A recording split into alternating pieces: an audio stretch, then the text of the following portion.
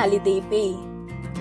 Ang holiday pay ay tumutukoy sa pagbabayad ng arawang sahod para sa sinumang hindi nagtrabaho sa araw ng regular holiday.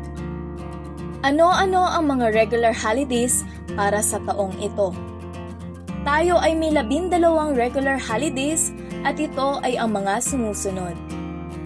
New Year's Day, Araw ng Kagitingan, Maundy Thursday, Good Friday, Labor Day, Independence Day, National Heroes Day, Bonifacio Day, Christmas Day, Rizal Day, Eid al-Fitr, at Eid al-Adha.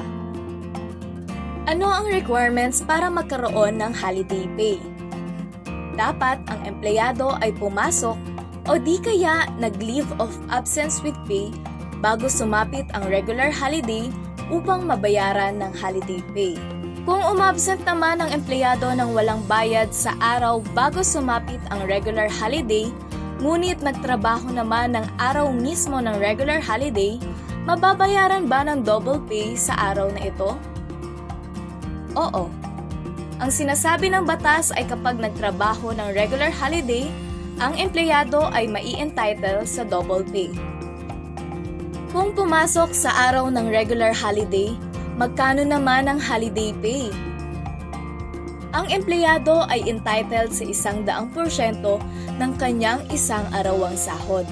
Kung hindi pumasok sa araw ng regular holiday, at double pay naman o 200% kung siya ay nagtrabaho sa mismong araw ng regular holiday. Sino-sino ang makatatanggap ng holiday pay? Lahat ng empleyado maliban lamang sa mga sumusunod. Mga establishmento na may mas mababa sa 10 manggagawa, mga kasambahay o mga taong naninirahan at nagbibigay ng serbisyong personal sa ibang tao, mga tauhan na regular na gumaganap ng kanilang tungkulin na malayo sa kinaroroonan ng negosyo o mga field personnel, mga managerial employees, opisyal o miyembro ng managerial staff, at kawani ng gobyerno.